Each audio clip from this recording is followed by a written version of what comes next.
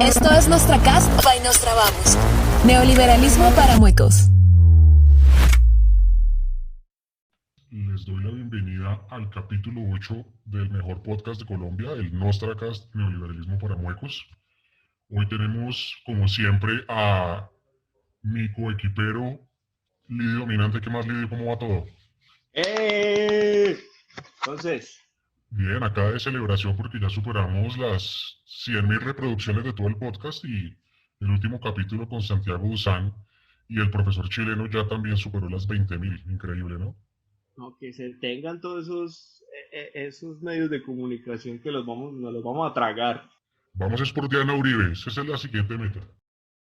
La silla vacía, eso es nuestra competencia a muerte.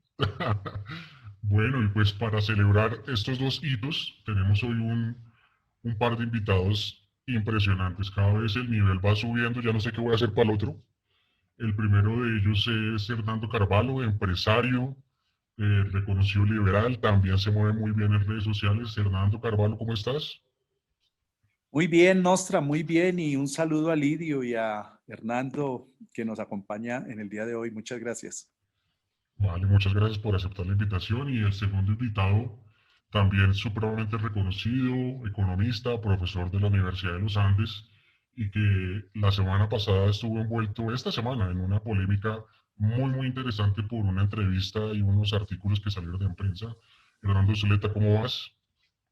Bien, muchas gracias, Nostra, muchas gracias por la invitación y buenas tardes a Hernando y a Lidio. Listo, excelente. Bueno, pues ya que nos presentamos muy rápidamente, sí me gustaría que de pronto Hernando Carvalho se hiciera una pequeña introducción. ¿Quién es Hernando Carvalho? Para los que nos escuchan. Bueno, Hernando Carvalho es un convencido liberal, pero no del Partido Liberal. Abrazo las ideas de la libertad. Soy ingeniero industrial, no soy economista, soy autodidacta un poco en economía. Tengo una maestría en finanzas de la Universidad de Miami y en negocios de la Universidad Politécnica de Madrid. Fui congresista del año 1998 al año 2002 y fui presidente de la entidad financiera hipotecaria más importante de Colombia, que era el Fondo Nacional de Ahorro, durante 8 años. Wow, impresionante. No sabía esos datos tampoco, muy chévere. Y bueno, ahora es el paso de Hernando Zuleta. Hernando, te tiras ahí una intro. Ok, pues soy economista con un doctorado en economía de la Universidad Pompeu Fabra y desde que terminé el doctorado he estado dedicado a la academia. He trabajado en el Instituto Tecnológico Autónomo de México, el ITAM, en la Universidad del Rosario, en Brown University en Providence, en American University en Bulgaria y en la Universidad de los Andes. En los Andes estoy como desde el 2012, si no estoy mal. Y nada, digamos, aunque mi labor principal es la academia y lo que hago es investigación académica, algunas veces pues me meto en temas de coyuntura porque creo que también es responsabilidad de los académicos participar en estos debates. No, totalmente de acuerdo. Y venga, aquí sí le voy a sacar un chisme, porque su merced me contó que andaba en Bulgaria. ¿Y eso en Bulgaria haciendo qué? Mi mujer es búlgara y digamos, en los momentos más complejos de la pandemia, ella quiso venir a estar con sus padres, que pues obviamente son adultos mayores, y nos vinimos a acompañarlos, dado que en las circunstancias actuales era posible el trabajo remoto y la educación remota. Pues nos vinimos, mis dos hijos, mi esposa y yo, y hemos estado acá, creo que ya llevamos 4 o 5 meses. Ah, bueno, pues ojalá puedas surtir el tema este satisfactoriamente y regresar a Colombia pronto. Eso esperamos. Pues bueno, yo creo que sí, de acuerdo, la vaina está compleja. Aquí también está, digamos que se estabilizó, pero con 200 muertos al día, entonces yo no sé qué tan bueno sea eso. Pero bueno, si quieren comenzamos entonces con el tema del día. Yo creo que todos Estuvimos atentos a la polémica que se desató esta semana por una entrevista que le hicieron particularmente a Hernando Zuleta en Blue Radio, en la cual él defendió una postura hoy políticamente incorrecta, pero que muchos consideramos que es la adecuada para surtir el tema del desempleo en Colombia, que pues, a raíz de la pandemia llegó a niveles inusitados y todavía se mantiene en un nivel supremamente alto. Entonces, no sé si de pronto, Hernando Zuleta, nos cuentas un poquito cuál fue esa opinión tan polémica que diste en medios. Bueno, esta entrevista tiene un antecedente y es que con un grupo de economistas, académicos, etcétera, un grupo de, se me olvida el número, pero como 25 personas, firmamos una propuesta, digamos, yo suscribí la propuesta, que tenía una propuesta destinada a activar la economía y a reactivar el empleo en particular. Y la propuesta tiene 3 puntos.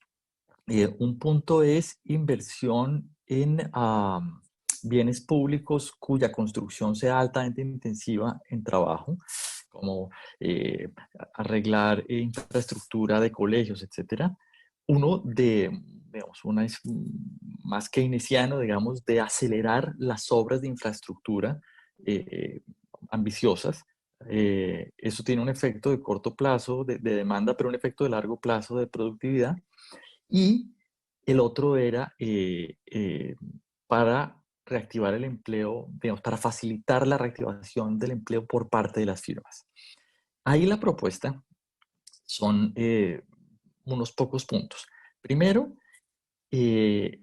bueno, todo aplica para firmas que hayan hecho firmas para las cuales el empleo a partir del inicio de la emergencia económica haya crecido. Entonces, y temporalmente, hasta que se acabe la emergencia. Entonces, para estas firmas, estas nuevas contrataciones pueden darse con un salario mínimo, perdón, con un salario igual al 80% del salario mínimo, sin aportes a cajas de compensación y a pensiones, y con reducción en costos de despido. Entonces, es una propuesta de flexibilización o de reducción de costos salariales y no salariales del trabajo, pero es una propuesta que solo aplica en el margen. Entonces, enviamos esa carta y a raíz de esa carta, que llegó a varios medios, me llamaron de Blue Radio a hacerme la entrevista.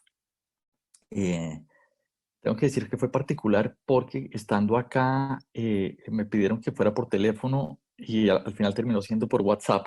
Entonces yo oía mal las preguntas. Espero haber contestado lo que me preguntaban y no otra cosa.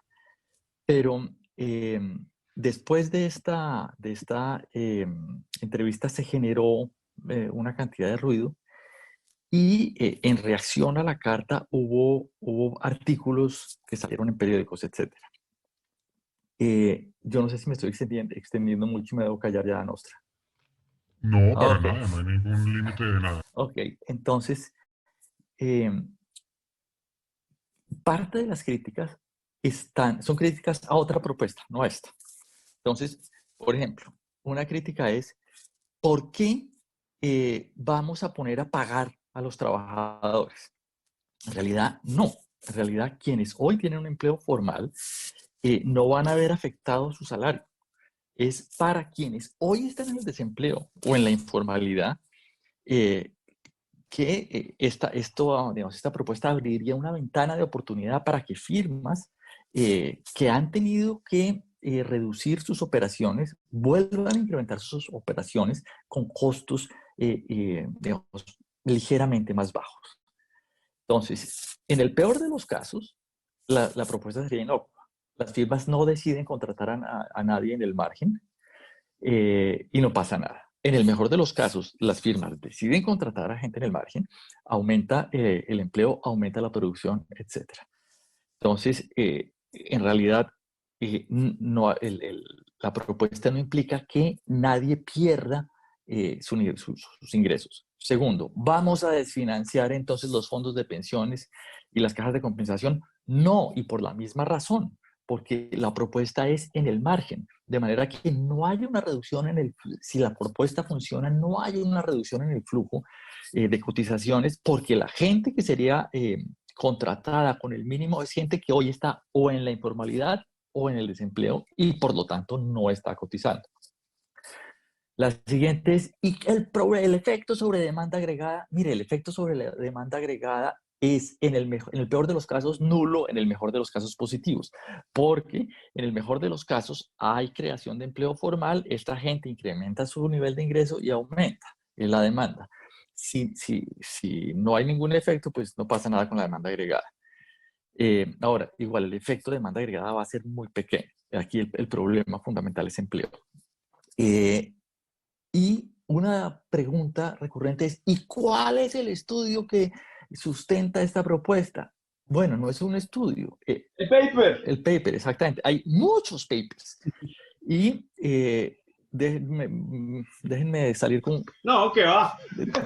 Déjenme, Adelante, déjenme adelante. salir aquí con un poco de técnica, pero a la gente le gusta mucho hablar de unos papers de Carty Kruger y uno de Dub bueno, de Angieletto. Son papers divinos hechos para comparar el efecto de cambios en salario mínimo entre dos estados de los Estados Unidos que son vecinos. Cuando estamos hablando de individuos comparables en los dos lados de la frontera, o sea, es un experimento natural perfecto, pero absolutamente inútil para efectos del análisis colombiano, porque, digamos, la relación salario medio, salario mínimo es totalmente diferente. Allá es muchísimo más alto digamos, el salario mediano con respecto al mínimo, perdón, pero además las tasas de informalidad en Estados Unidos son muy inferiores, digamos, todas las condiciones son diferentes. Pero además, al aplicar ese análisis sobre poblaciones vecinas, son poblaciones que se ven afectadas por los mismos choques. Entonces, ese es el primer punto. El segundo punto es, son trabajos que se han hecho para tiempos normales, no tiempos de recesión. Entonces, hay trabajos relevantes para Colombia en esas dimensiones a nivel internacional. Sí, hay dos. Hay uno hecho para Alemania, que miran para todos los estados alemanes y permiten la identificación de efectos heterogéneos. ¿Qué carajo significa efectos heterogéneos? Que el efecto de cambios en el salario mínimo puede ser diferente para diferentes estados. No sé cómo se llaman en Alemania los estados, pero bueno. Y lo que encuentran, el paper se llama algo como salario mínimo maximizador de empleo. Y lo que encuentran es que para estados en los cuales el salario mínimo como proporción del salario medio es bajito, puede haber efectos positivos, pero estos efectos se van reduciendo conforme aumenta la relación mínimo-medio y el efecto negativo más fuerte se da en el punto en el cual el mínimo es 80% del salario medio. Y ellos explican eso diciendo que la relación entre el mínimo y el medio cambia dependiendo de la concentración del mercado, de qué tanto es el poder de negociación de las firmas. Bien, en resumen, el punto es, carajo, en Colombia el salario mínimo es más o menos 80% del medio. Es decir, es el punto en el cual estos autores encuentran que el efecto de incrementos en el salario mínimo genera la mayor pérdida posible de empleos. Entonces ese es el primer artículo que creo que vale la pena ver. El segundo es un artículo sobre el efecto de salario mínimo en recesiones. Y claro, es fundamental esto, porque en la recesión, sin que pase nada en el mercado laboral, se está destruyendo empleo. Entonces, poner una restricción adicional exacerba el problema. Y lo que encuentran es que también para los Estados Unidos, en este caso, que el salario mínimo en tiempos de recesión tiene un efecto negativo gigantesco sobre el empleo formal. Bien, eso es evidencia internacional. Pero miremos la evidencia nacional. Hay por lo menos, déjenme yo hago la cuenta, unos 10 artículos donde todos consistentemente encuentran efectos nocivos del salario mínimo sobre el empleo formal, es decir, efectos positivos sobre desempleo y sobre informalidad. Pero también hay una cosa fabulosa, y es que nosotros tenemos un experimento para ver qué pasa cuando se reducen los costos no salariales del empleo, que fue la reforma del 2012, la reforma del gobierno Santos, cuando Cárdenas era ministro y Ana Fernanda Maguasca viceministra, pasaron esta reforma en donde se redujeron los parafiscales y aumentó el impuesto a las utilidades de las firmas. ¿Cuál fue el efecto de eso? Bueno, hay como 4 artículos en una edición de la revista Economía de la CEA, donde todos encuentran un efecto positivo sobre el empleo.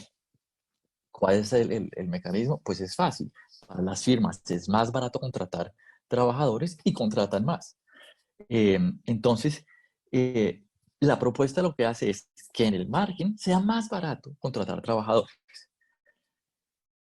Déjenme cerrar este monólogo gigantesco con una última Dale, dale. referencia. En la crisis de fin de siglo fue una cosa devastadora para la economía colombiana. Y una de las cosas que generó fue un gran incremento en informalidad y un gran incremento en el nivel de desempleo. Parte del problema es que esa crisis pues vino con la recesión y no hubo flexibilidad salarial por la sentencia de la Corte Constitucional. Entonces hubo un salto gigantesco en informalidad y en desempleo.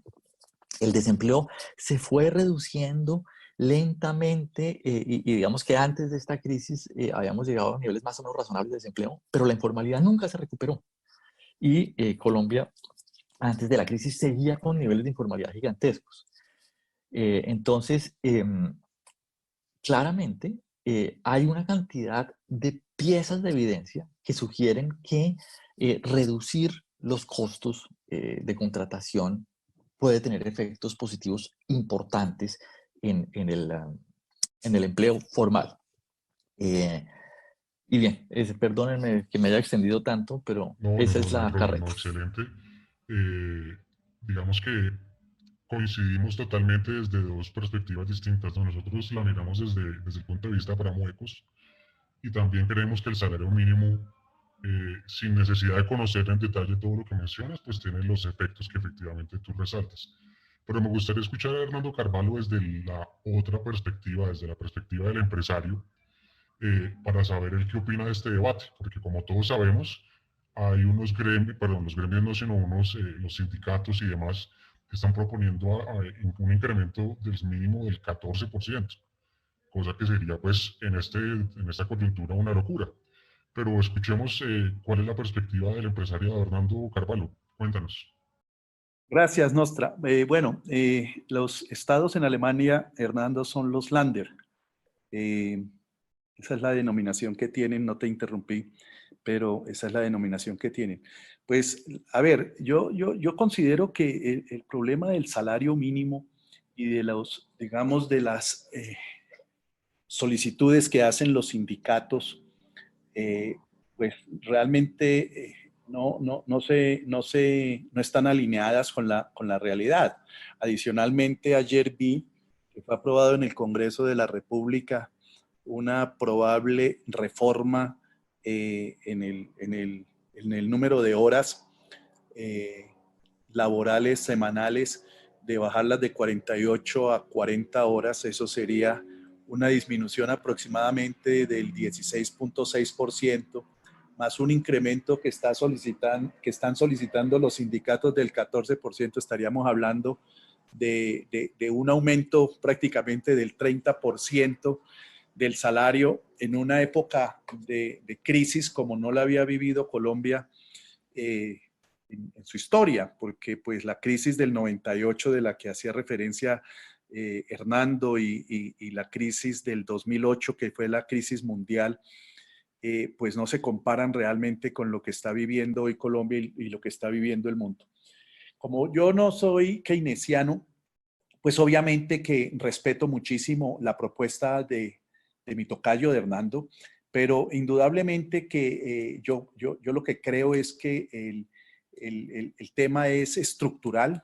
Claro, hay una coyuntura y hay que afrontar la coyuntura, pero yo creo que deberíamos aprovechar esta coyuntura precisamente para forzar una liberalización en el tema laboral. Me parece que flexibilizar el tema laboral es tremendamente importante. Aquí contratar un trabajador se ha vuelto un dolor de cabeza para los empresarios. Otra cosa es que el salario mínimo es una barrera espantosa realmente. Una persona que quiere trabajar y no puede trabajar porque no le ofrecen el salario mínimo, pues lo condenan al subempleo o lo condenan a la informalidad. Hablaba Hernando de los temas de informalidad, cómo se aumentaron en el 98.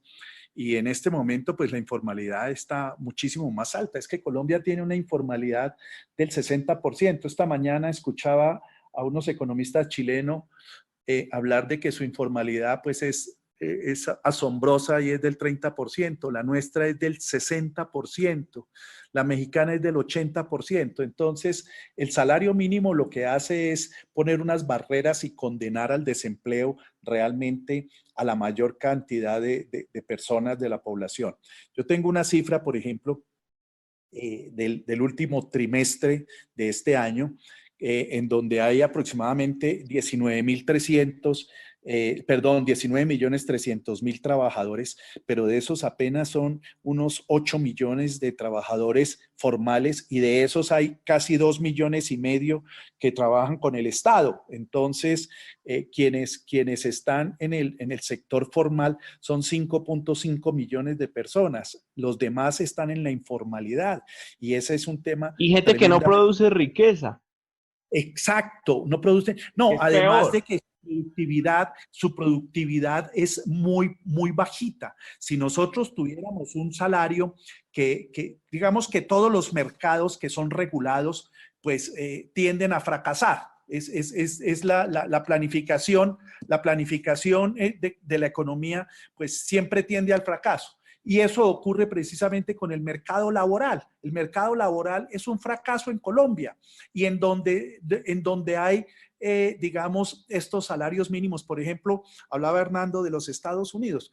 Pues hay unos estudios, unos papers de los que ustedes hablan, que dicen, por ejemplo, que en los estados en donde más se ha aumentado el salario mínimo es donde menos trabajo se genera. Ahora, esto hay que mirarlo con una visión de largo plazo. Estos son estudios de 20 y 30 años. Aquí estamos acostumbrados y los sindicatos presionan para que se analice el último año. Si analizamos el último año, por ejemplo, este año 2020, pues ha sido un desastre porque la productividad ha caído de manera tremenda y nosotros no tenemos productividad. Imagínense que la mayor cantidad de personas empleadas en Colombia, en sectores formales e informales, está en el sector agropecuario, del cual yo hago parte. Yo soy empresario del sector agroindustrial. Afortunadamente, no estoy solamente en el sector primario, sino que hago agroindustria. Pero allí es donde tenemos la mayor cantidad de personas ocupadas, que son, digamos, 3 millones de personas ocupadas. Y realmente digamos, la productividad en el sector agropecuario es de las más bajitas de todos los sectores. Entonces, y lo mismo tenemos el sector de comercio, es el segundo, y el tercero es el sector de administración pública. Entonces, pues los empleados públicos que son realmente los beneficiarios de las protestas de los sindicatos, porque ahí está FECODE y ahí está la CUT y está la CGT, todos son oligarcas del sindicalismo, porque pues muchos no, todos esos sindicalistas realmente son muy ricos y viven del trabajo de los trabajadores de salario mínimo. Entonces, pero ellos protegen ese sector, pero se olvidan realmente del desempleo que hay, por ejemplo, en las mujeres de 14 a 28 años. No hablemos digamos, de las personas de 14 años, pero sí hablemos de las personas hasta 28 años. Pues vemos unos niveles de desempleo impresionantes. El DANE sacó en el último boletín que este sector de la economía tenía un 35.9 de desempleo, o sea, en mujeres el 35.9 de desempleo y en hombres como el 28%. Y maquilladas la cifra. Bueno, pero es que digamos que son escandalosas porque la media del país en este momento de pandemia está en el 16, 16.5 y los jóvenes que son, digamos, una fuerza laboral importante, si queremos hablar del futuro de las pensiones y del futuro del país, pues son los que están, digamos, que pasándola mal porque son los más, son la mayor cantidad de desempleados. Entonces, a mí sí me parece que nosotros en Colombia tenemos un problema estructural muy grave desde la Constitución de 1991, cuando convirtieron en derechos necesidades de la gente y cuando comenzaron la Constitución con ese preámbulo que dice que Colombia es un Estado social de derecho y entonces con eso se engaña a la gente. Aquí yo creo que nosotros debemos hablar seriamente de liberar el mercado laboral, de flexibilizar el mercado laboral y que realmente la dinámica del mercado nos haga crecer. Es que la economía no es un juego de suma cero. En 1960 el mundo produjo un trillón de dólares de hoy y en el año 2020, 60 años después, y yo hago referencia siempre al año 1960 porque fue el año en que yo nací, ha aumentado a 83 trillones de dólares que cerró el año 2019. Seguramente el año 2020 va a cerrar entre 70 y 73 trillones de dólares porque la caída es por lo menos del 10 o del 12% a nivel mundial y eso son unas cifras supremamente graves. Colombia tiene unas posibilidades enormes de crecimiento, enormes. Miren, para darles un dato, nosotros en el año 2002 teníamos un ingreso per cápita de $2.900 y en el año 2010 terminamos con un ingreso per cápita de $6.300. Eso nunca se había dado en la historia, pero eso se produjo por varias razones. Digamos que una fue que se mejoró la seguridad. Ese era un tema tremendamente importante. El tema de la seguridad se mejoró. Hubo una especie de flexibilización laboral que no fue total, fue muy tímida, pero se hizo.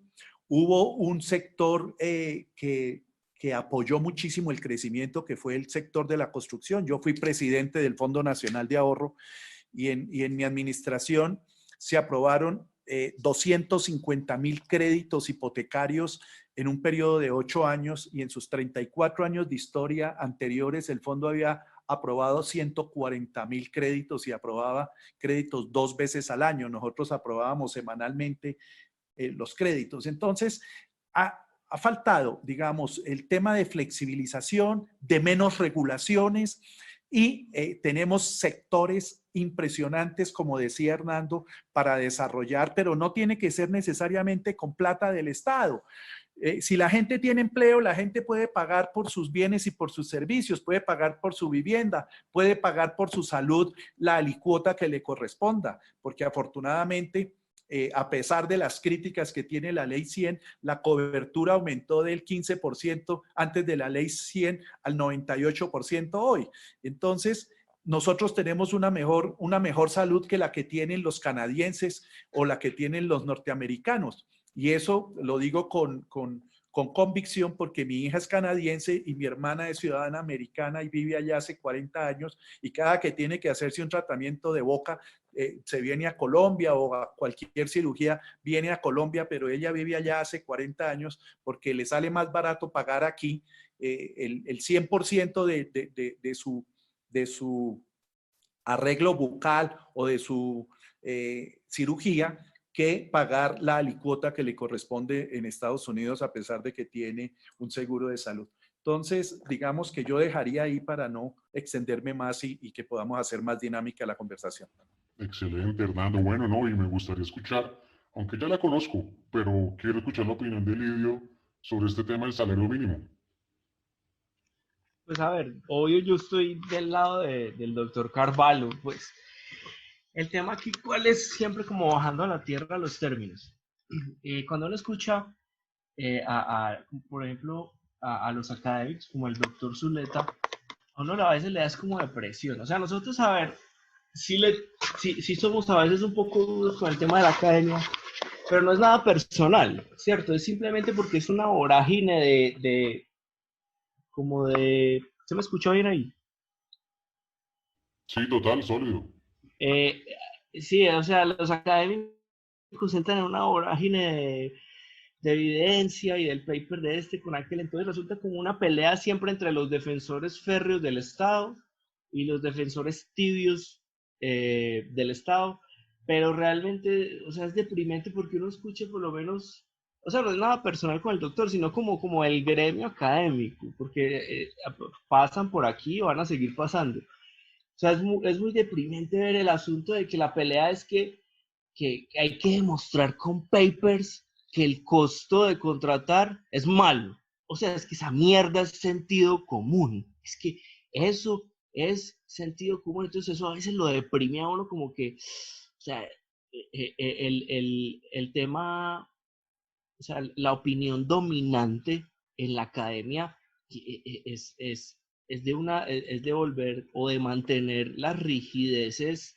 en el tema laboral sin ver la luz prácticamente. Y casi siempre que lo que hacen académicos sensatos como el doctor Zuleta es como tratar de demostrar que hay que, aunque sea de a poquitos, pues flexibilizar para que la gente vea cuáles los beneficios de bajar los costos. Entonces, quería solamente como señalar lo deprimente que es el tema académico de cómo domina a favor, o sea, la opinión a favor de la rigidez del mercado laboral, pero obviamente yo estoy del lado del señor Carvalho, o sea, hay que tocar la estructura y como siempre digo yo, los eufemismos, es que no es que este país sea informal, es que aquí trabajar está prohibido. O sea, y los únicos que benefician todas esas vainas son a los funcionarios públicos y a los burócratas. En este país la gente ni siquiera es informal o autoempleo, eso es muy bonito. No, aquí eso es rebusque, aquí somos como pajaritos todo el día viendo a ver qué vamos a comer. O sea, guardando las proporciones, eso es porque es cierto, o sea, nosotros tenemos algunas comodidades, pero el grueso de la gente son pajaritos viendo a ver qué van a comer, o se trabaja un tiempo, otro trabajo otro tiempo, y eso es inventándose la vida. O sea, es que ni siquiera aplican esos términos de flexibilización, ay, eso suena muy bonito. No, no, no, aquí trabajar está prohibido. Es que hay que hablar así. Y entonces, ¿cuál es el tema de estructura? Como decía el doctor Calvaro, es que hay que liberar y a la brava, y la gente no va a entenderlo. O sea, es que la gente nunca va a entender por qué subir el salario es malo. O sea, yo por lo menos ya en ese aspecto, a veces los think tanks son como más optimistas y quieren convencer a la gente. Eso me parece una tarea muy loable. Pero yo pues se los digo, yo eso ya lo doy por perdido. Es imposible que si en Europa es difícil, o sea, vean ustedes por lo menos España. España que tiene un nivel educativo pues más alto que Colombia y todavía tienen esos problemas de desempleo tan jodidos y ese salario mínimo que ya también es un dogma.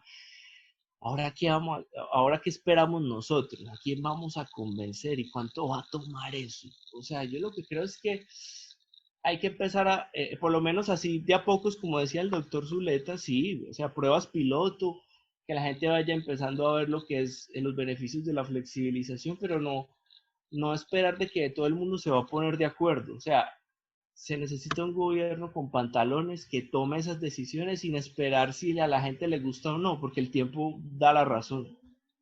Estás escuchando Nostracast by Nostradamus.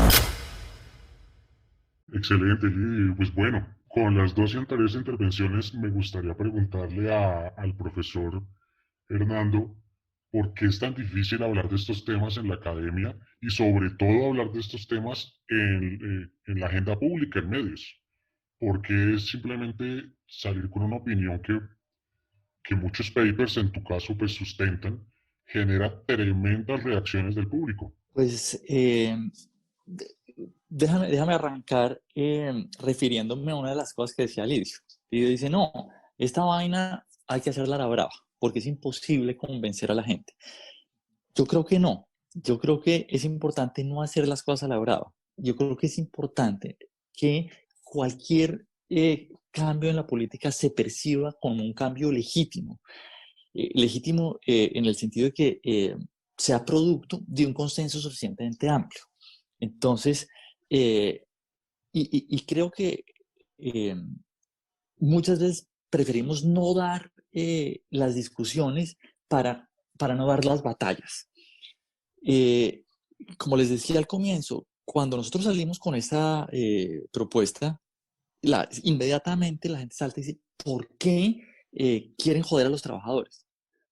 Y nosotros fuimos súper cuidadosos de decir, esta vaina solo aplica en el margen. Pero la señal que recibe la gente es, o que recibe mucha gente es, ustedes quieren joder a los trabajadores. Entonces, por eso creo que es fundamental el esfuerzo didáctico y por eso yo estoy dispuesto a hablar a donde me inviten. La primera vez que salí en medios a hablar de esto fue en un programa que daban por la noche, ya se me olvidó cómo se llama, El Juicio. Y recuerdo que estaba recién estrenando Twitter y recibí una manada de insultos vía Twitter. Porque la gente percibe y dice, usted lo que quiere es joder a los trabajadores. Es imposible, doctor. O sea, desde su posición de privilegio. En corto plazo no va a pasar. Pero creo que, mejor dicho, creo que no, pero uno puede tener los diálogos, Lidio, uno puede tener los diálogos. Ahora, hay cosas que son menos complejas de vender, porque digamos, los costos no salariales son gigantescos. Y al decir vamos a reducir costos no salariales, no se está dando, digamos, no estamos enfrentándonos a las personas. Mejor dicho, nadie nos va a decir ustedes lo que quieren es que los trabajadores estén pobres. Pero el Lidio hablaba de, mira el caso de España, de acuerdo, pero miren el caso de Alemania. El caso de Alemania es una berraquera. En Alemania, durante la crisis del 2008 a la que se refería Hernando hace un rato, para defender el empleo. Y el acuerdo es, los trabajadores asumen un recorte de 30%, ¿cómo se llama? Los empresarios asumen 30% del salario y el gobierno pone otro 30%. Eso fue un experimento, el berraco. ¿Y cómo logró salir Alemania de la crisis? Mejor que la mayoría de los países. ¿Por qué? Porque todos pusieron su granito de arena. Es similar a lo que proponemos nosotros, pero nosotros lo proponemos de forma mucho más tímida, en el margen. Y es, ¿qué pone el gobierno? El gobierno les dice, no me tienen que pagar cotizaciones. ¿Qué pone el trabajador? Bueno, el trabajador en el bar dice, yo sacrifico 20%. ¿Qué pone la firma? Pues la firma entra y contrata por el 80% del mínimo. Entonces, hay experiencias similares que han tenido efectos positivos. Obviamente, pues sé que vamos a seguir recibiendo madera, pero creo que en la medida en que los argumentos sean suficientemente sólidos, por lo menos en el ámbito académico, podemos conseguir consensos mínimos. Ahora, hay académicos que son fundamentalistas y hay académicos que son empiristas. Y cuando hablo de académicos que son empiristas, es, mire, usted demuéstreme que esta vaina es así. Porque Fernando, honestamente uno puede inventarse cualquier... Señor, no sé si te puede interrumpir o si... Y la claro, gracia es adelante, adelante, esa. adelante. Bueno, O mira, sea, básicamente, a ver, a mí me parece que, digamos, que tú hablas de lograr consensos. Aquí Duque se posicionó para lograr consensos y lo único que le han hecho es dar madera desde sectores de oposición. Y digamos que no se ha podido avanzar realmente en reformas estructurales del Estado que se requieren. Por ejemplo, cuando hablamos de empleo, tenemos que hablar también de la tasa impositiva que le cobran a las empresas. Un empresario en Colombia paga el 71% de tasas impositivas sobre la utilidad. Pues eso realmente es una forma de expropiación. con la inversión extranjera y con la inversión nacional, porque un empresario colombiano que tenga plata, pues se va a un país e invierte en un país en donde tenga que pagar el 20 o el 25% de impuestos y no el 71% como le está ocurriendo a Colombia. Es que no solamente es el tema del empleo como tal. Mira, Colombia tiene aproximadamente 25 millones de personas de fuerza laboral. Y de esos hay 8 millones que son trabajadores formales. Eso quiere decir que tenemos 17 millones de informales. Perdón, 17 millones de informales, no, 11 millones de informales ahora y 6 millones totalmente desempleados que no tienen formas ni de poner un puestico de perros en la calle. Entonces, a mí me parece que llevar a cabo reformas como las que llevó a Macri en Argentina, pues fue lo que finalmente terminaron tumbándolo. Y por eso volvió la señora Kirchner con su combo, porque Así es, claro. no fueron drásticos en esas Tibios, es que ese es el problema, ese en es el estas problema. reformas. Yo creo que las reformas hay que hacerlas porque aquí de lo que se trata, doctor Zuleta, no es de seguir beneficiando a los funcionarios del Estado y a los 5 millones de trabajadores que hoy tienen un empleo y que muy poquitos de ellos ganan el salario mínimo. La mayoría tiene más de 2 salarios de ingresos. Y cuando se habla, por ejemplo, el DANE hablaba en un informe, ahorita en la discusión en la mesa de concertación del salario mínimo, que hay 10.4 millones de colombianos que devengan un salario mínimo o menos, pero no están haciendo referencia a los trabajadores formales. Pues todos esos son trabajadores informales y precisamente eso es lo que digamos que lo que hace el salario mínimo, condenar al subempleo y al desempleo a la gente.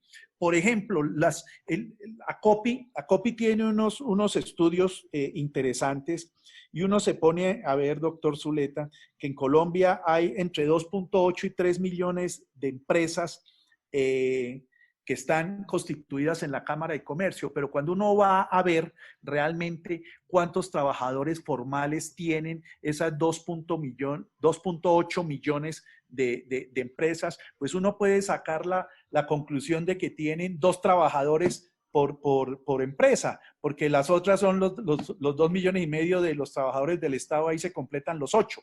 Entonces, aquí hay que hacer unas reformas estructurales en el tema tributario, en el tema laboral, hay que revisar también el gasto.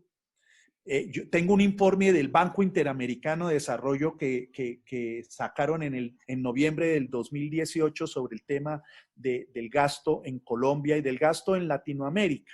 Imagínense que en Latinoamérica se pierden 220.000 millones de dólares por filtraciones. ¿A qué le suena filtraciones? Como decía, como escribía Bastiat, a las manos porosas de los políticos. 220.000 millones de dólares. En Colombia es el 4.4% del PIB que se pierde en filtraciones, en malas contrataciones, y eso equivale a 16.000 millones de dólares al año, Eso son 50 billones de pesos de hoy con dólar a 3.500 pesos. Entonces, fíjense que necesitamos hacer unas reformas estructurales que involucre también el tema del empleo, pero el tema del empleo se va a jalonar en la medida en que seamos más productivos, que seamos más competitivos en el ámbito internacional. Ayer hablaba con un doctor, un ingeniero de sistemas que se doctoró en España y en Holanda, y me decía, hombre, nosotros sí podemos tener sectores que sean productivos, que sean de alta tecnología. Nosotros podemos hacer aviones, nosotros podemos hacer computadores, nosotros, como lo está haciendo Vietnam.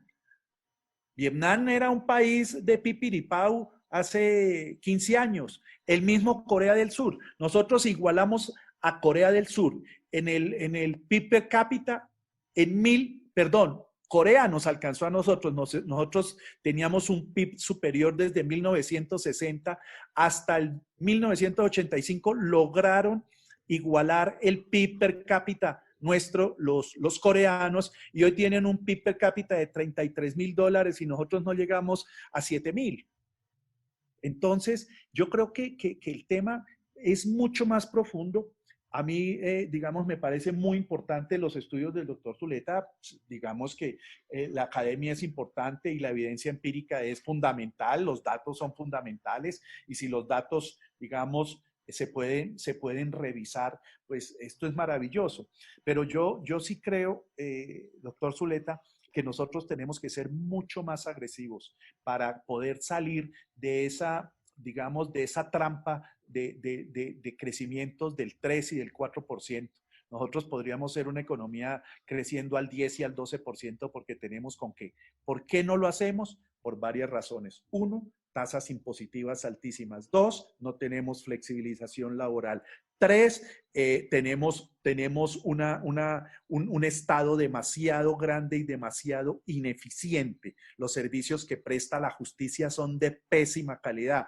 Los servicios que presta la seguridad son de pésima calidad. Los servicios de educación que presta el Estado son de pésima calidad. Si usted mide los colegios, el ranking de los colegios públicos, de los primeros 500 colegios de Colombia, el primer colegio público aparece en el puesto 177 y el segundo aparece por allá en el 350.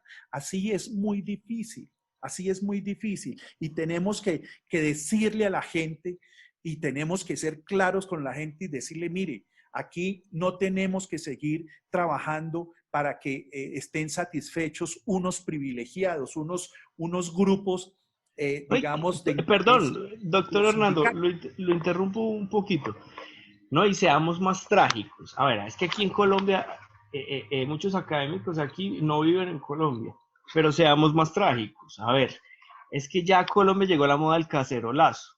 ¿Cuántos paros hubo este año? Y eso sumado en horas perdidas de productividad. Bueno, el superneoliberal de Álvaro Uribe va, si no es a triplicar, a duplicar el desempleo con su socialismo cristiano, y eso van a ser más gente marchando. O sea, pobre Bogotá, o sea, vivir, si Bogotá está difícil, yo no les quiero pintar el año entrante, y mientras logramos los consensos, mientras nos volvemos alemanes, pues esto va a arder, y todo eso lo capitaliza la Colombia humana. O sea, hay que ponernos en la calle de lo que se viene. O sea, vivir en Bogotá en el 2021, yo no se lo deseo a nadie, la verdad.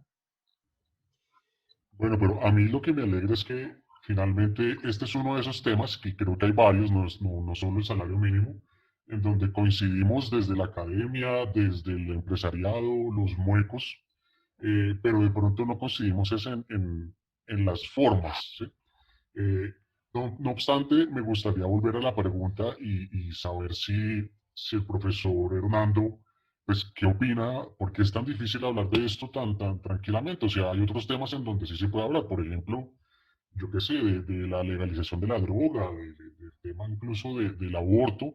Es algo que sale todos los días en medios, de pronto se genera algún rifirrafe, alguna tensión, pero no se genera, digamos, un enardecimiento tan profundo como cuando uno toca el salario mínimo. ¿Qué pasa con la academia? yo lo que siento es que incluso muchos académicos, y por eso valoro enormemente la valentía del profesor Hernando, de salir a defender una postura tan políticamente incorrecta y que incluso puede ser supremamente costosa para un académico de defender. No sé qué opina el profesor. Pues no, lo primero es que hay muchos académicos que lo han dicho. Lo que pasa es que no han salido a medios, pero como les decía, hay una edición de la revista Economía de la SEA que tiene 3 o 4 artículos pues, de economistas colombianos explicando cómo la reducción de costos laborales genera reducciones en informalidad, mejor dicho, aumentos en el empleo formal. Digamos que hay varios economistas que lo han dicho en el entorno académico. Bueno, ahora, ¿cuál es el problema? Que cuando uno dice esto, activa la lucha de clases. Y eh, eh, es fácil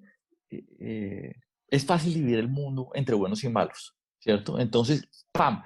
Usted dice que hay que reducir el salario mínimo y no está teniendo en cuenta que el salario mínimo no alcanza para cubrir la canasta básica. De manera que, y la otra cosa que, digamos, el otro argumento recurrente es, ¿usted estaría en capacidad de vivir durante un mes con un salario mínimo? Eh, un poco se convierte en una cosa de usted está faltando a la ética al hacer esa propuesta. Y no hay una discusión reposada. Ahora, creo que en la medida en que haya espacios, digamos, como este, donde uno pueda expresarse tranquilamente, digamos, puede haber Es mejor ser tibio aquí puede haber que más un hijo de puta allá. No, ahora, yo espero, porque es que este debate hasta ahora está empezando, pero yo espero que tenga varias rondas. Ahora, la idea de la propuesta en realidad era, listo, yo no sé cuántas de esas cosas son viables. Yo no sé, porque ya he oído gente diciendo, no, la Corte Constitucional no dejaría pasar esa propuesta. Entonces, si la Corte Constitucional no deja pasar, pues quiere decir que ya no es viable. Pero por lo menos se Es de ponen las las cosas cosas que hay que quitar, la Corte Constitucional. pero ahí sí la tenemos difícil. Hay que cerrar toda esa Pues, vaina. digamos, No, No, tampoco, no vayamos tan al extremo, pero sí es efectivamente, como dice el profesor, en la vida real, pues es una traba. Si la Corte se pronuncia, hasta ahí llegó la propuesta. ahora, sí, ahora yo digo, yo en mi ignorancia jurídica, yo digo que no es inconstitucional. Porque digamos que lo que dicen es la Corte se puede pronunciar porque esta vaina va contra el trabajo digno. No, al contrario, el trabajo, digamos, va a favor del trabajo formal que es más digno que el informal. Entonces, en la medida en que la demostración de que esta propuesta produce formalización, no se puede argumentar que vaya contra el trabajo digno. Ahora, Hernando ahora hablaba de el problema de las tasas impositivas. Y yo estoy de acuerdo, y este problema es todavía más grave porque hay tasas impositivas altas con recaudo bajo. ¿Y por qué? Porque es un estatuto tributario excesivamente complicado, lleno de huecos, donde al final, digamos que Eduardo Lora tiene una propuesta muy interesante, o un análisis muy Imagínese, interesante al respecto. un pequeño Y inciso. un momento, Lidio. Hasta Entonces, Uprimi dice que es horrible. no, es horrible. Y entonces, bueno, ¿qué pasa si uno elimina las exenciones? Y la respuesta de Laura es, todas las firmas se quiebran.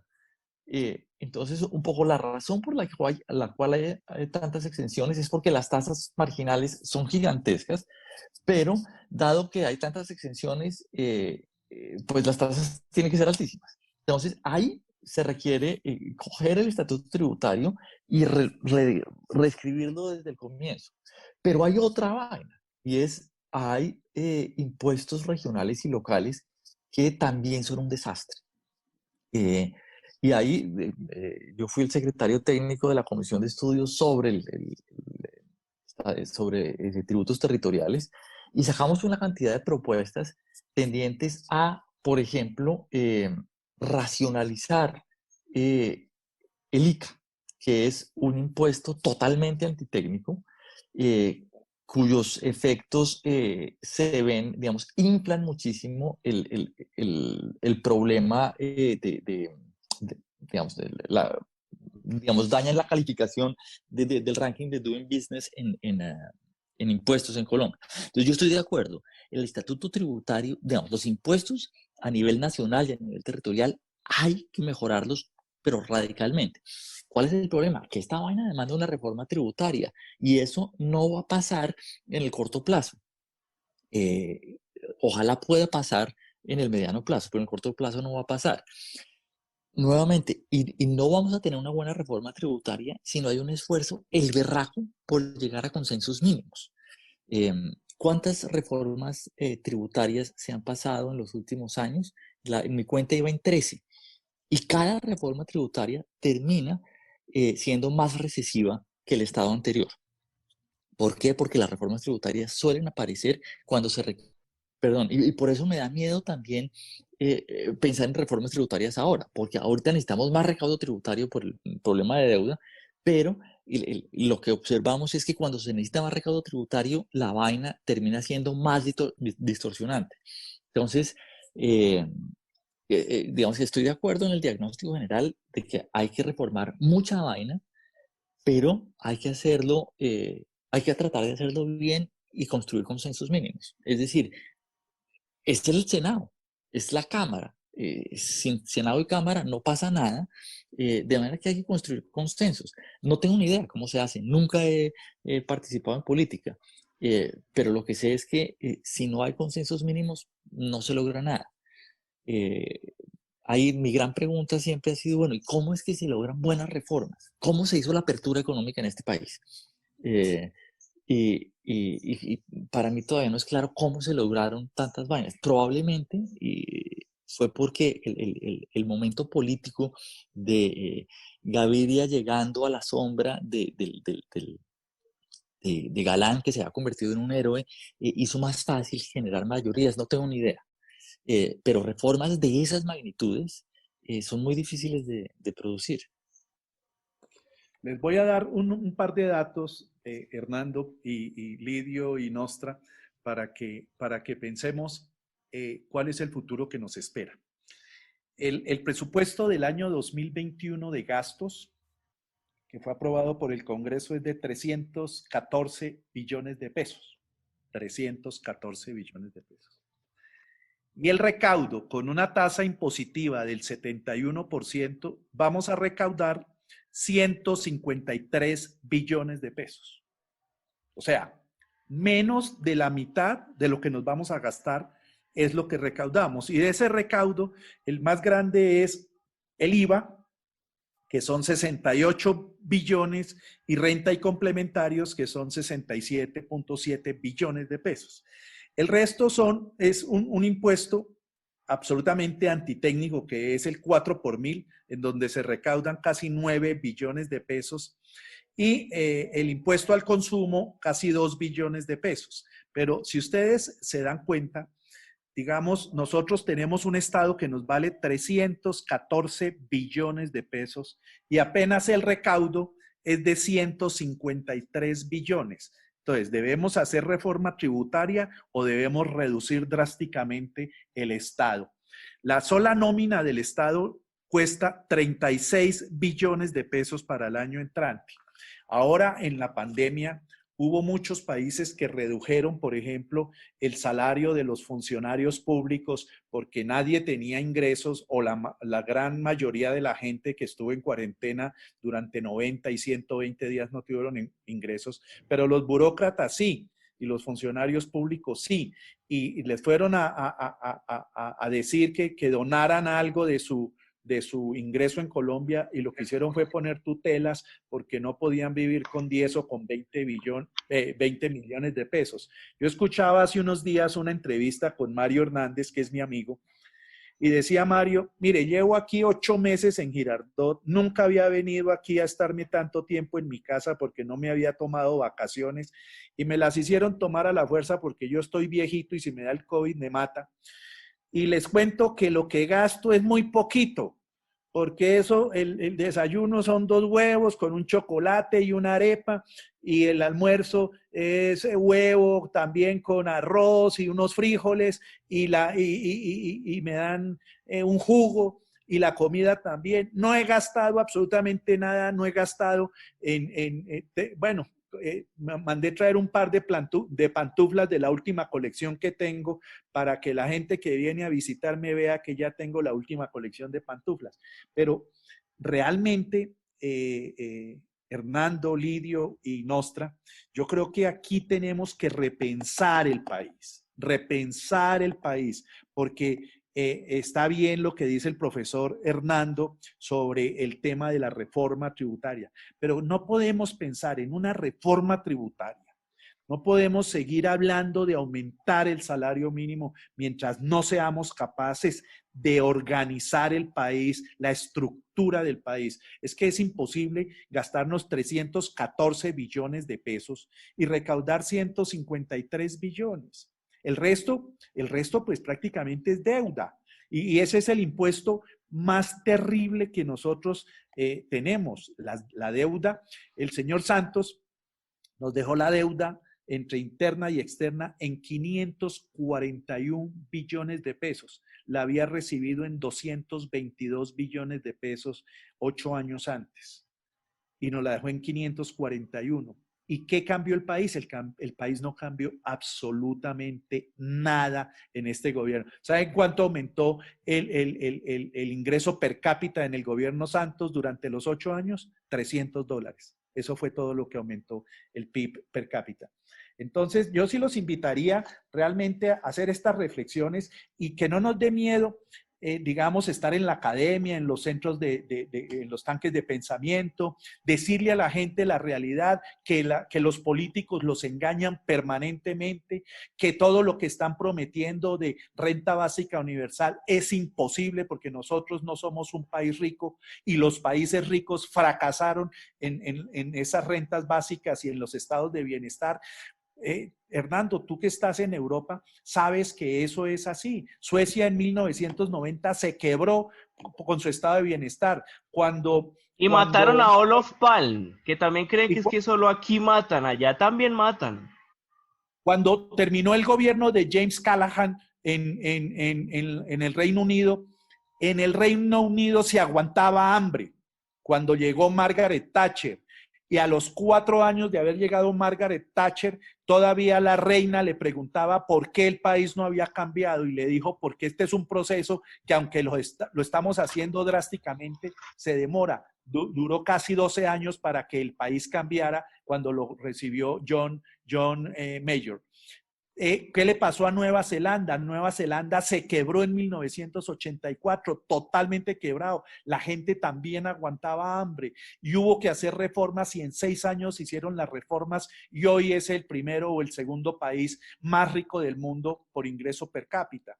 Entonces, tenemos que hacerlo así. Lo mismo lo hizo Corea del Sur. Ahora, otro tema importantísimo es el tema de la educación y la educación básica primaria es fundamental y todo lo que tiene que ver con la educación superior, pero hablemos de educación superior técnica, tecnológica, hablemos de certificaciones.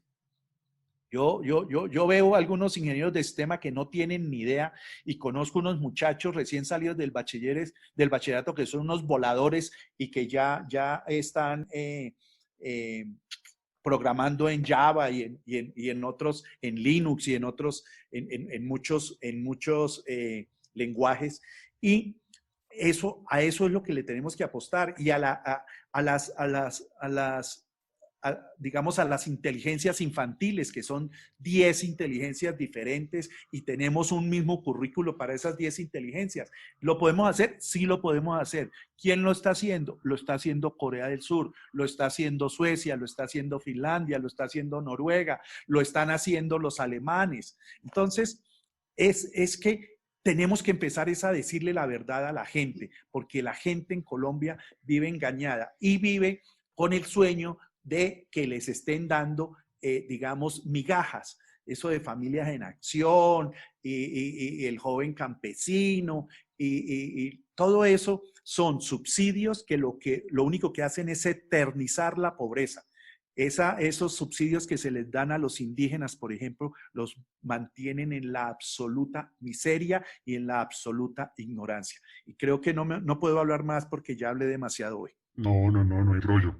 Pero yo aquí sí quisiera compartir de pronto un poco el pesimismo de Lidio por un par de razones que les voy a dar. Lo primero es que hemos visto que las dos votaciones más grandes que ha tenido el colectivismo de izquierda han sido la de Petro, por supuesto, no sé cuántos millones de votos, 8, 9, no sé, no recuerdo, pero la anterior a él había sido la de Carlos Gaviria, que tuvo 2,5, 3, no sé, pero en un periodo muy corto de tiempo, pues básicamente la izquierda triplicó los votos que había obtenido y la derecha, entre comillas derecha, ¿no? Yo también la llamo socialismo de silla Rimax, finalmente pues no ha crecido prácticamente nada o se ha ido de para atrás. Ahora, eso es un punto, ¿no? El segundo punto es, digamos, las dos coyunturas históricas que yo he visto más idóneas para meter temas de reformas estructurales han sido dos, digamos, todo el boom que tuvo Uribe y parte del gobierno Santos con los commodities, o sea, teníamos mucha plata, había ambiente político, entre comillas, para meter las reformas que hubieran querido, de hecho, se hicieron muchas reformas en estos dos gobiernos, una muy importante, por ejemplo, en temas de regalías, etcétera, pero no quisieron o no pudieron, no sé, hacer en su momento reformas estructurales y era el momento quizás más perfecto. Básicamente lo que decía Uribe se aprobaba en el Congreso y a Santos también le pasaba algo muy parecido. Y aún así no lo hicieron. ¿Sí? Ahora viene el segundo momento, que es un momento de crisis. O sea, no vamos a tener una crisis, ojalá no la tengamos, tan profunda como la que tenemos hoy. ¿Sí? Y creo que también era un momento propicio para tomar medidas, adoptar medidas de fondo. Tampoco se hizo. ¿Sí? Entonces yo hoy en día digo, desde un punto de vista, por supuesto, muy pesimista, es, bueno, ¿qué tiene que pasar? ¿Qué tiene que pasar? Yo la respuesta, como el profesor Zuleta, pues no la sé. No sé si de pronto necesitemos, entre comillas, un hombre fuerte, como dice Lidio. No me gustaría, ¿sí? Pero es que yo hoy en día digo, hombre, ya no, lo único que hace falta es un meteorito. No sé qué más hace falta para que se dé el ambiente propicio para tomar este tipo de decisiones. Ahí sí, Lidio, si quieres, dale. Sí, o sea, yo quería matizar eso. Obviamente yo mamo mucho gallo con que yo añoraría un Rojas Pinillazo de 5 añitos para hacer esas reformas y volver a la democracia. 5 añitos nomás. Pero el tema cuál sería? Que, que no es tanto un hombre fuerte, pues, o sea, si uno sí habla pues, de que haya cierto carácter, porque es que no tenemos nada de carácter en el presidente actual. O sea, uno quiere un poco de carácter, un poquito, un poco no más, porque es que este gordito no tiene nada. Y Uribe está es en la finca ya cuidando sus vacas, ese ya se desentendió del asunto. Entonces, ¿cuál es el tema? Cuando uno dice que un gobierno con pantalones es como con un poquito de carácter, pues tampoco pues, estamos pidiendo aquí cosas, porque es que siempre cuando uno dice que se ejerza la autoridad, porque pues, para eso es el Estado, para eso es su presidente, sí, hay que dar subsidios, hay que llegar a consensos, hay que hablar bonito, sí, pero también hay que ejercer autoridad y para eso está el monopolio de la fuerza.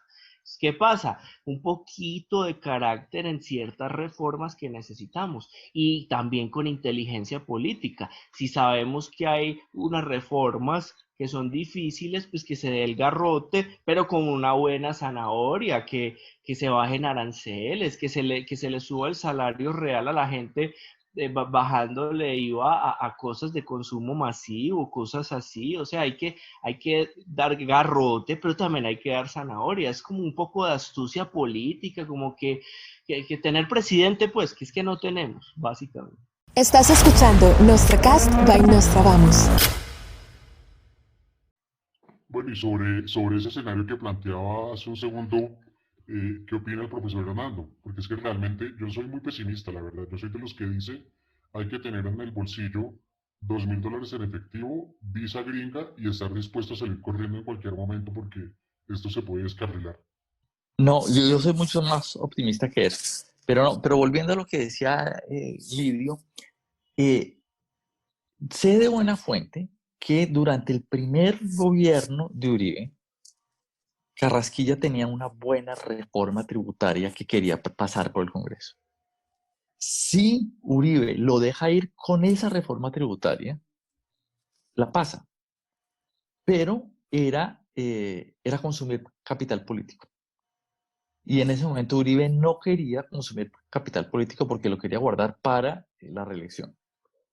Eh, Después, durante el gobierno de Santos, también hay, digamos, una reforma tributaria similar la tenía el Cárdenas. Y no, digamos, es que creo que la reforma de reducir para fiscales fue una buena reforma, pero no fue una reforma general. Creo que es un asunto de prioridades del presidente. La prioridad de Santos era otra, estaba en otra historia y por eso no lo logramos. Ahora, ¿qué necesitamos? Un presidente cuya prioridad fundamental sea mejorar el entorno institucional para que la economía progrese. Eh, entonces, y el asunto es que pues es aburridísimo. Ningún presidente es elegido diciendo voy a mejorar el entorno institucional para que la economía progrese. Ningún presidente es elegido diciendo voy a hacer una buena reforma tributaria. Eso es un punto. El otro punto es, bueno, lo de la zanahoria. Claro, sería fabuloso que vamos a bajar aranceles, sea vendedor. De hecho, tendríamos que haber bajado aranceles hace un rato. La apertura de los 90 se fue echando para atrás así como calladitos y hoy tenemos unas dispersiones arancelarias las berracas y otra vez hay un paper de Chavarría y colegas demostrando que uno de los grandes problemas para que este país sea un buen exportador es que hay una cantidad de aranceles. Y entonces los costos de producción son altos precisamente por la protección que han conseguido algunos sectores. ¿Por qué hay protección? Básicamente es el juego político. Quienes tienen, y ustedes otra vez, piensen en quienes se oponen a una buena reforma tributaria, probablemente son los mismos que se van a oponer a una reducción de aranceles. Los gremios. Pero los gremios y la izquierda, que como decía un colega mío, el maoísmo ha estado aliado con gremios ineficientes, digamos, desde tiempos inmemoriales. El asunto de la protección, de que básicamente es una historia, que es una carreta que cuentan los maoístas y que afecta o que favorece fundamentalmente a firmas ineficientes. Pero bueno, hay un asunto, y déjenme hacer un giro gigantesco, hay un asunto que fue el primero que salió en el tema en mi conversación con Nostra, que fue la regionalización del salario mínimo, que es una cosa totalmente razonable desde cualquier perspectiva. Entonces, ¿para qué se inventaron el salario mínimo? Bueno, creo yo que para defender el poder adquisitivo de los trabajadores, ¿cierto? Pero dado que el precio de la canasta básica es diferente en diferentes regiones, pues lo que importa es el salario mínimo real, lo que importa es el poder adquisitivo del salario mínimo. Y dado que el precio de la canasta básica es diferente, el salario mínimo nominal debería ser diferente en diferentes regiones. Ahora, ¿qué efectos tendría eso? Cuando uno piensa en comercio internacional, las regiones o los países que son más abundantes en trabajo exportan bienes intensivos en trabajo porque el trabajo es más barato. Pero si tienen el mismo salario que regiones intensivas en capital, no van a poder exportar. Lo mismo sucede al interior de la economía colombiana. Si los países, las regiones que son más abundantes en trabajo básico, que podrían estar produciendo bienes intensivos en trabajo más baratos, no lo pueden hacer, pues se acaban las opciones de creación de empleo en esos sitios. Igual pasa con flujos de inversión extranjera directa. ¿A dónde fluye la inversión extranjera directa? Bueno, a donde los factores que se requieren son más abundantes y por lo tanto más baratos. Podría haber una relocalización de firmas en lugares, en regiones más pobres, si hubiera un salario mínimo regional diferenciado regionalmente. Por último, he oído que no, que eso generaría problemas de migración. Eso ignora el hecho de que es que el salario mínimo no se paga en las regiones pobres hoy.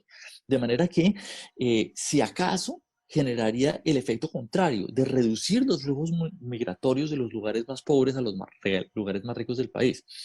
Obviamente, esta historia de la regionalización del salario mínimo va en la misma dirección de flexibilizar y de reconocer las características específicas de las diferentes economías.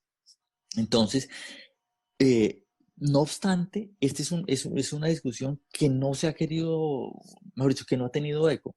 Hay una propuesta muy bien detallada de Luis Eduardo Arango, del Banco de la República. Sacaron un paper, no me acuerdo con quién más, presentando la propuesta y motivándola con datos, etcétera.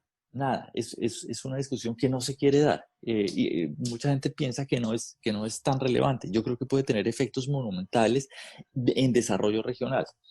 Y creo que a lo mejor me equivoco, pero creo que es un poco más fácil de dar esta pelea que muchas de las otras que hemos tocado en este momento, en esta discusión. Sí, de acuerdo, profesor. Y bueno, ¿y qué opina finalmente Hernando Carvalho? No, yo creo que lo que dice mi tocayo Hernando es cierto. Digamos que el mismo mercado va ajustando los salarios. Yo tengo la experiencia, por ejemplo, del municipio que más ingreso per cápita tuvo en la última década, que fue Puerto Gaitán Meta, de donde se extrae el 33% del petróleo nacional. Y allá la agroindustria y el sector agropecuario tenía que competir con el sector petrolero. El sector minero tal vez es de los sectores más eficientes o de los sectores más de mayor productividad, y el sector agropecuario pues es el último en productividad. Sin embargo, había que competir en el mercado laboral con las petroleras. Y de hecho, allá no hay una persona que se gane un salario mínimo. El salario mínimo en Puerto Gaitán hoy está del orden de 1.2, 1.3 millones, porque el sector petrolero, así haga contratos de 90 días o de 180 días, pues tienen salarios mínimos de 2 millones y medio. Entonces, pero fíjate que el mismo mercado va marcando, digamos, el salario que deben tener las personas, y eso podría tener un efecto positivo en el tema de regionalización del que habla Hernando. Sin embargo, digamos que es una parte del problema, eh, pero el problema final es, digamos, que eh, tratar de cambiar las reglas del juego. No veo quién es esa persona. Los candidatos que yo veo en el escenario político no tienen el argumento para hacerlo. Son todos quieren parecer políticamente correctos. Así al país le vaya mal en los próximos 20 o 30 años. El tema de pensiones es una bomba de tiempo. Nadie le ha puesto cuidado que hoy ese es un tema que le cuesta al país. El pasivo pensional está en el 130% del PIB. Estamos hablando prácticamente de 1.5 trillones de pesos. Y en eso pues no se ha reparado en este momento, y pues eso finalmente, cuando todo esto reviente en 20 años o en 30 años, pues seguramente la pobreza va a hacer colapsar al país. Entonces, el año 2021 va a ser un año tremendamente difícil, y no veo, digamos, que se vayan a tomar decisiones de fondo. Creo que este periodo de gobierno ya se va a ir así, y pues el próximo gobierno, digamos, va a tener unas dificultades enormes si no encara definitivamente a resolver los problemas sin mantener un capital político que al final pues no va a servir para nada. De acuerdo, Hernando. Bueno, pues ya estamos llegando a la parte final de este podcast, entonces, como ha sido tradición, quisiera preguntarles rápidamente a los dos, comenzando por el profesor Hernando, ¿qué libro se está leyendo ahorita? Ay, perdón, es que me ha silenciado. Vale. Memorias de Adriano. Yursenar, Yursenar. Mariano Yursenar. Buenísimo. ¿Y qué libros está leyendo Hernando Carvalho?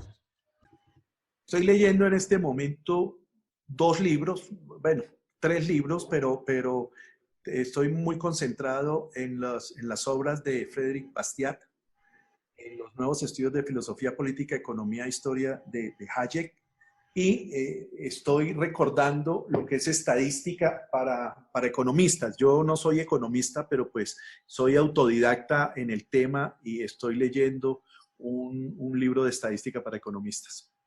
¿Y qué anda leyendo Lidio ahora? Yo, el secreto de los salmos, o para ver si el año entrante no me agarra por ahí una marcha, una pedrada en la cabeza. Bueno, señores, pues creo que hemos llegado ya al final de este podcast. Les agradezco mucho por haber aceptado la invitación. Quiero felicitar al profesor Zuleta por su enorme valentía, porque realmente esto es algo que no se ve todos los días. Si bien hay muchos académicos que quizás lo han mencionado en los papers, pero es que los papers nadie los lee, ¿sí? Finalmente salir en prensa y en medios a decir lo que se dijo, pues es de gladiadores. Entonces, pues realmente un aplauso de pie y muchas gracias por aceptar la invitación. Lo mismo al empresario Hernando Carvalho también, muy, muy agradecido, y espero volverlos a tener por acá en una próxima oportunidad. Esto fue Nostracast by Nostravamus. Suscríbete y síguenos en Twitter como Nostravamus69.